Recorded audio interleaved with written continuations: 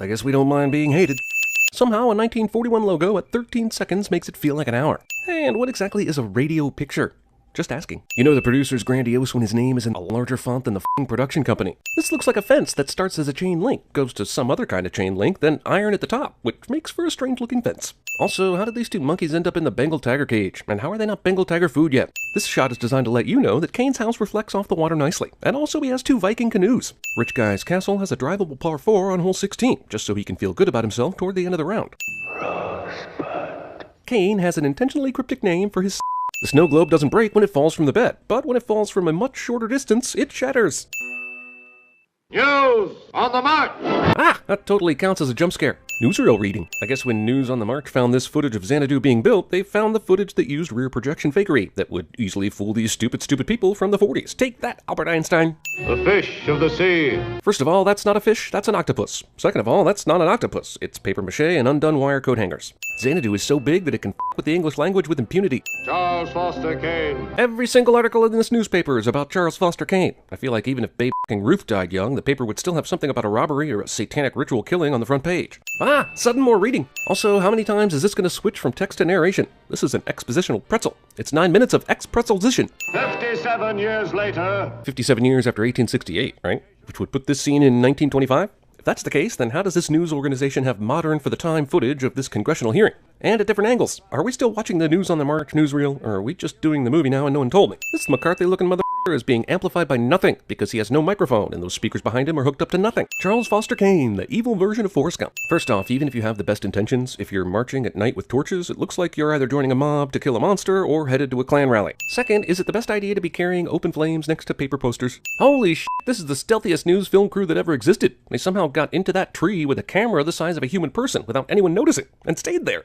All we saw on that screen was that Charles Foster Kane is dead. Actually, that was a pretty exhaustive and somewhat intrusive look at this guy's life for a 10-minute newsreel. When Charles Foster Kane died, he said just one word. Rosebud. Oh, come on. Nobody heard him say that word. He said it in a whisper, and then the nurse came in through a door that was closed. Even if there were some people around within earshot, the guy said it under his breath. His last dying word. I'd have been the guy who said, "What's that, Mr. Kane?" "Oh, he's dead." All we saw on that screen was a big American. One of the biggest. But how is he any different from Ford, or Hearst for that matter, or John Doe? From what I understand, he doesn't differ at all from William Randolph Hearst. Wink, wink. Evocative silhouetted shooting aside, why does no one turn on a light? Having this meeting in the dark is not very practical. Find out about Rosebud.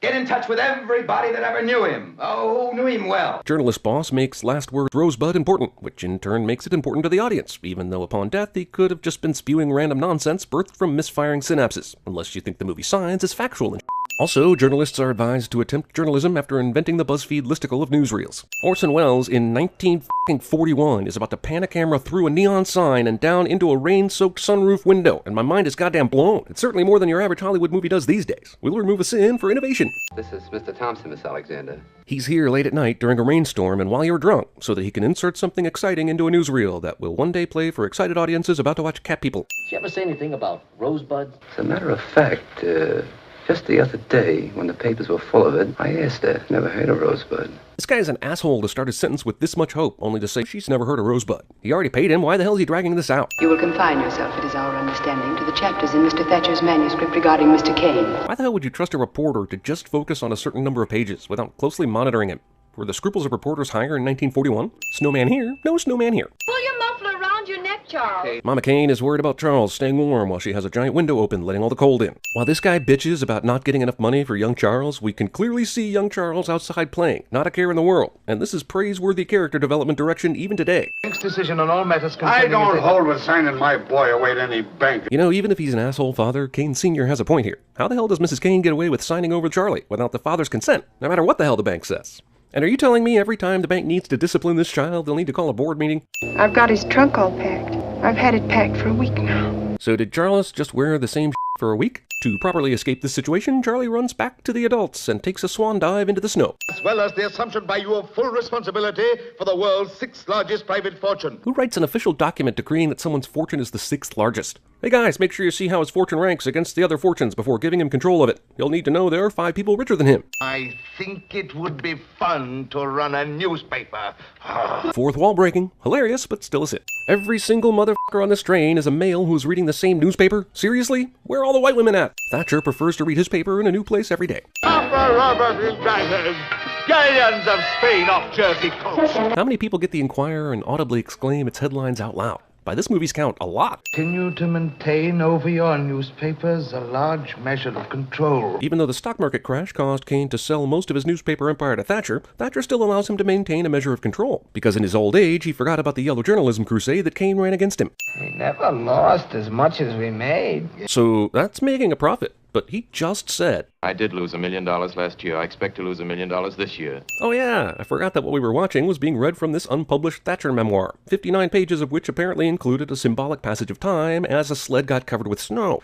It also completely neglected Kane's formative years and somehow cast him as the protagonist of Thatcher's own memoir. Hey you, no skipping to page 128 or so help me God. Bernstein thought it best to stack up all his belongings in the doorway to be able to make this dramatic entrance. The news goes on for 24 hours a day. Movie predicts the prevalence of cable news 75 years ago, and is thus eerily prescient, but I'm sinning it for being somewhat responsible for cable news. Man, this newsie has some balls to be peddling the Chronicle right outside the door of the Inquirer. With a daily paper that will tell all the news honestly. Scenes like this were made to destroy CinemaSins because we're just that arrogant. This lighting is impossible, but the fact that our protagonist is saying something completely dishonest, but seems to believe what he's saying while draped in shadow is something I could callously give a sin for, or I could just remove a sin, so I will. In 1941, New York City had nearly 8 million inhabitants, so this newspaper has basically like 0.3% of the population reading it, and that may be enough to stay in business, but it's nowhere near the level this movie would have you believe. Look who's working for the Chronicle.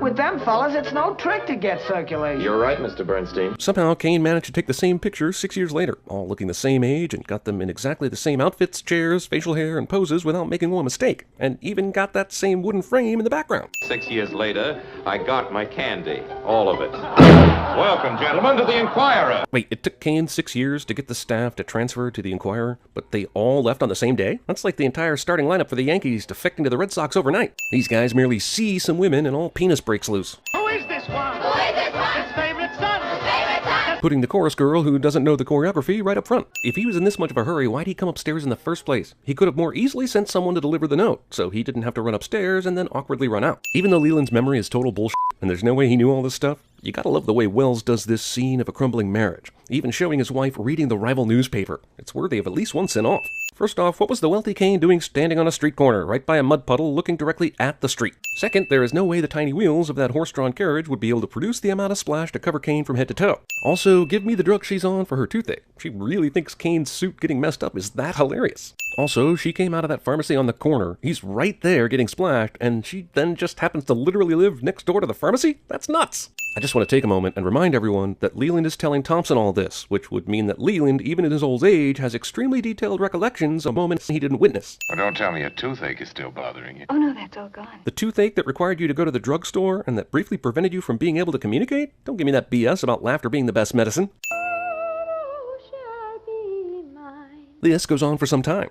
The downright villainy of boss Jim W. Geddes. Hey, where's microphone?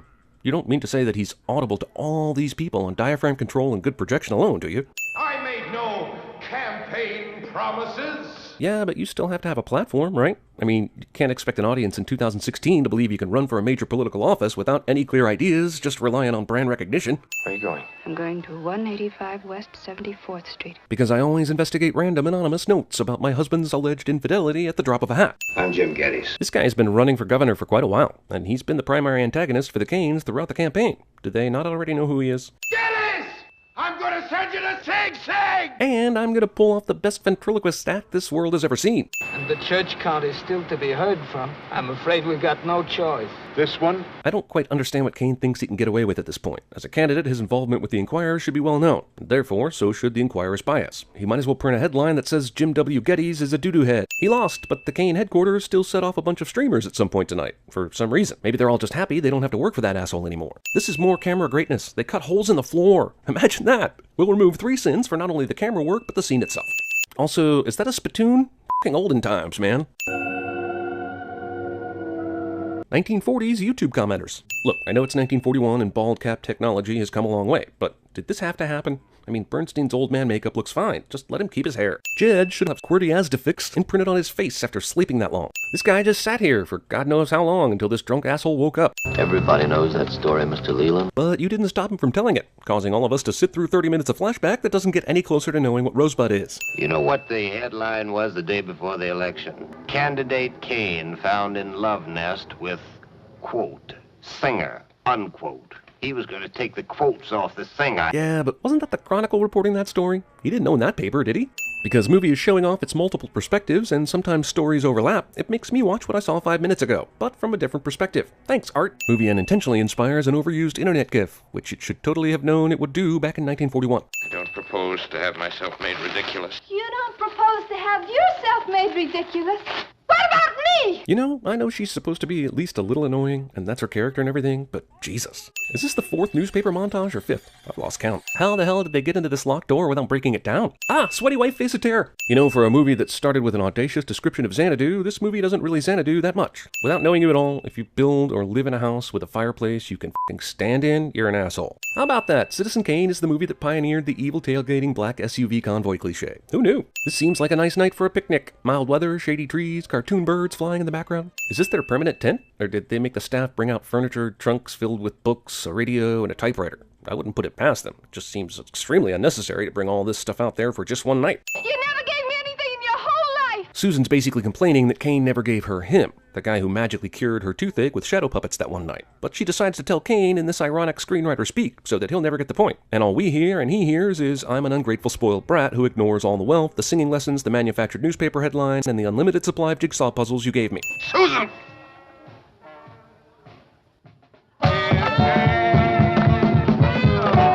Wow, this musical choice is decidedly on the nose. The next song they'll play is Rosebud is a Sled. While this marital discord plays out, a woman is casually murdered off screen. Rosebud? Oh yeah, I remember Rosebud, the narrative device that drove the plot that hasn't been mentioned in over an hour. I'm shocked we don't call MacGuffins Rosebuds. I tell you about Rosebud. How much is it worth to you? $1,000? Okay. $1,000 in 1941? How the f*** does Thompson have the authority to approve this? Like the time his wife left him. What the f*** was that? No, seriously, what the f*** was that? Is that screeching bird supposed to be Susan Alexander? Because that's kind of racist and woke me up from my nap. AFI's #1 movie of all time unintentionally inspires The Room, and this goes on for some time. Rosebud. God damn it, I'm calling bullshit on this snow globe made me remember the name of my sled scene. This is like me losing my Transformer collection as a kid and saying Hasbro on my deathbed. Kane has this infinity mirror installed because he knew there would be a moment in his life that called for symbolic imagery, as told to a stranger by his butler. However, Jesus, that shot is pure brilliance. It's good for at least a couple sins off. And that's what you know about Rosebud? Yeah, I heard him say it that other time, too. No, you didn't. Talk about being committed to getting the perfect shot. This guy is defiling this statue with his crotch to capture these statues at the perfect vantage point. Hey, remember how Kane's collection was so big it can never be catalogued or appraised? Then what do these jokers think they're doing? News on the march is garbage. Rosebud? Did you ever find out what it means? No, I didn't. What did you find out about him, Jerry? Not much, really. God damn it, Jerry. They sent you on a mission to find the meaning of Rosebud, and who Kane really was, and this is what you come back with? What are they going to do with this, Jerry? Call the narration guy back in to say, what do we really know about who he was? Not much. And what of his last words? Rosebud. Do we know its true meaning? No. Also, if I were news on the march, I'd look closely at Jerry's expense reports, if you get my drift. Mr. Kane was a man who got everything he wanted and then lost it. This is basically a too long didn't read for the whole movie. Oh, so Rosebud was the sled he had as a kid. You know what? Kane was still a total asshole. I'm not sure his forlorn childlike wishes make up for 70 years of dickishness. I'm kind of glad his sled was never recovered and is now burning. Makes me, the viewer, feel the world at large is more balanced and fair. F*** you, Charles Foster Kane. You were a total prick. Seems to me you got what you deserved. A few things. None of the workers deciding to throw the stuff away heard anyone mention Kane's last words, even though it's been the only thing anyone has talked about since he died. If they had heard it, they would have seen the sled and went, hey look, the sled says Rosebud. This is what he was talking about. Also, his mom kept the sled? Huh, guess they haven't elected a new pope yet. Stuff about the cast reading.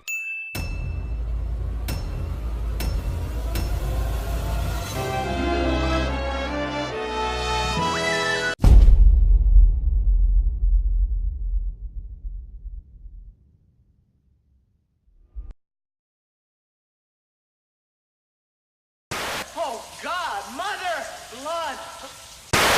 With the salt of my sweat on my brow.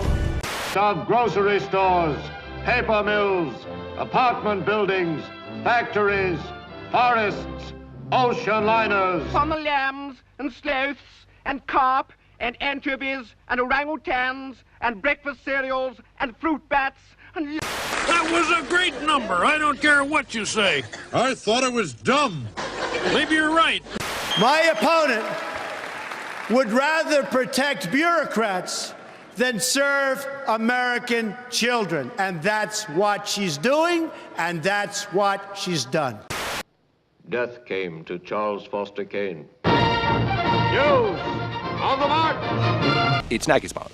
And I swear it's Springfield's only choice. Throw up your hands and raise your voice. Monterey. What's it called? Monterey. Once again. I have summoned you here for a purpose. Nobody summons Megatron. Then it pleases me to be the first.